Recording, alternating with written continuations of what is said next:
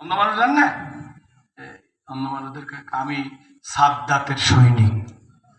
তোমার উদ্দেশ্য কি? কবরি তোমার নাকের নাক ছাঁচা নেবো। দাঁড়া আমি খুলে দিতেছি, আমার নাকে আর দিস না।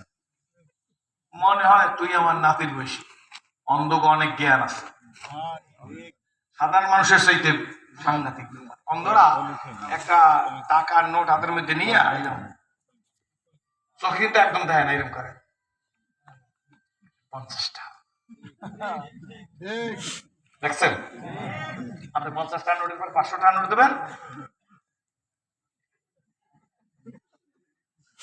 এটা 500 টাকা কেমনি কইল?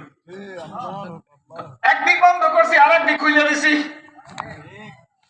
যারা চক্ষু বন্ধ করছি ভিতরের চক্ষু খুলে দিছি। ওরে এমন একটা স্পেশাল পাওয়ার দিছি, আধ্যাত্মিক শক্তি দিছি।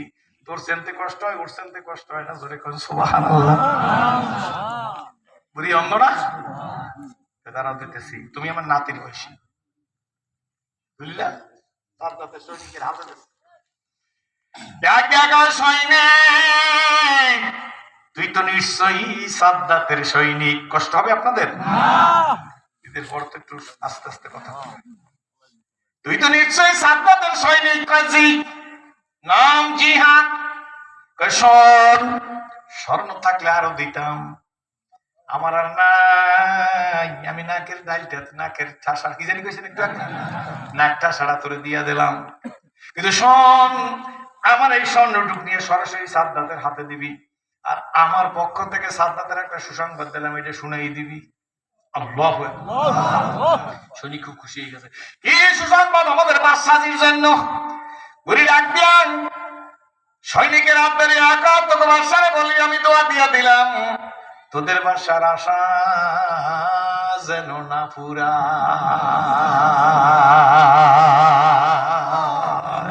এই স্বর্ণের ডাল দিয়ে দিবি আর বলবি আমি দোয়া দিছি, তোকে বাদশা আশা যেন না পুরা। বুঝছেন না? বুঝেন না? এই যে কার খাওয়া কে খায়। জুলুম আরবি 41, 20, 21, 22, 25, এখন চলে কত? 25 আর 40 হইতে কত, এরপর কত যোগ করা লাগে? আমার কথা সহিয়া যোগ ফল হয়, কি বলেন ঠিক নেবে ঠিক? 25 আর 15, 25 আর 16, 41, কি বলেন ঠিক নেবে ঠিক? 25 আর 16 কত? আমাকে চালক 25 আর 16, 41, ঠিক না? 25 আর 26 হবে না, 27 আর 28 হবে, 28 না 29 হবে। তোর এলেমে নাই, আমি আল্লাহর এলেমে আছে। তোর জ্ঞানে নাই, আমি আল্লাহর জ্ঞানে আছে। বাড়ি যাইতে পারবি সেরাজিনা, পথের মধ্যে শেষ হয়ে যাবে, এইটা আমার ব্যাপার। 1 মাস 3 সন্তান গেল ঈদের আগের দিন, 1 মাস 3 সন্তান, দেখছেন না? পাথর গাড়ার লাইনে 1 মায়ের 3 সন্তান এক গাড়িতে মারিয়ে দিচ্ছে। খেলা কার? আর একটা সন্তান ছিল, সেই সন্তান পানিতে বুড়িয়ে মারা গেছে।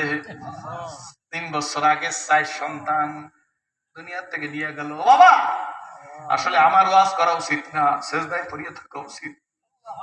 আরে মালিক, যেই মার আর 4টে সন্তান দুনিয়া থেকে চলে গেছে, ওই মার অবস্থা কি, বাবার অবস্থা কি চিন্তা করে দেখছো নি আব্বু? যার বাবা ক্যান্সারে হাসপাতালে ভর্তি, তার সন্তানদের অবস্থা কি জিজ্ঞেস করে দেখছো? ঈদের দিন যার বাবার মুখ কাটে করে কবরস্থানে নিয়ে যাওয়া লাগছে, তার দিলটার দিকে তাকাই দাও, তার কোথায় সেমাই, কোথায় জুলুস, কাদ রোস্ট, কোথায় রোস্ট, কোথায় পোলাও। ঈদের দিন যার মায়ের কবরে নিয়ে গেছে, তার বুকে হাত দিয়ে জিজ্ঞেস করো তোমার ঈদটা কেমন কাটছে?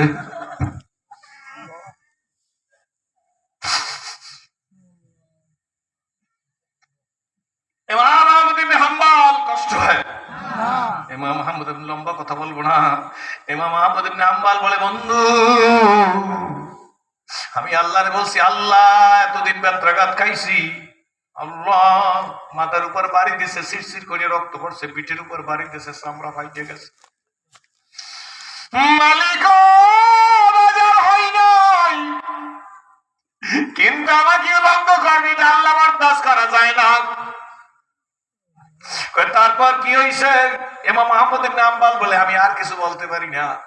দেখি আসমান থেকে 2টা হাত বাইরে আসছে, 2টা হাত দিয়ে আমার লুঙ্গিটারে জাগাই ধরছে। আল্লাহ দোয়াস বাবু দিয়ার মালিক এরা কিছু ভুলাইয়া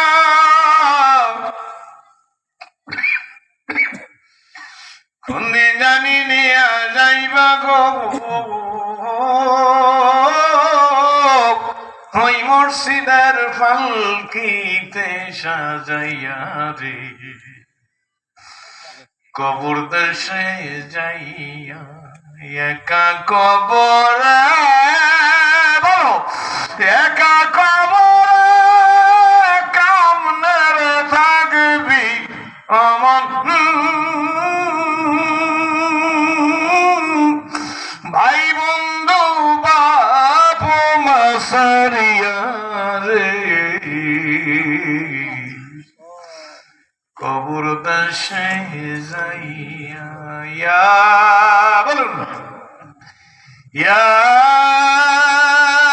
আইয়ুহাল্লাযীনা আমানু লা তুলহিকুম আমওয়ালুকুম ওয়ালা আওলাদুকুম আন যিকরিল্লাহ। কার কথা জোরে কন? টাকা পাইয়া, পয়সা পাইয়া, ক্ষমতা পাইয়া, শেয়ার পাইয়া, পোস্ট পাইয়া, সন্তান পাইয়া, ব্যবসা পাইয়া, বাণিজ্য পাইয়া, টাকার মালিক হইয়া আমি আল্লাহর জিকির থেকে গাফেল হইও না। আমি আল্লাহরে ভুইলা যাইও না। আমি আল্লাহ বলেন, আমি আল্লাহ হুয়াল হাইয়ুল কাইয়্যুম। আমি আল্লাহ বলেন, আমি আল্লাহ হুয়াল, আরো জোরে কন, হুয়াল মানে কি? হাইয়ুল কাইয়্যুম মানে চিরজীবী, চিরস্থায়ী, চিরজীবী বান্দা।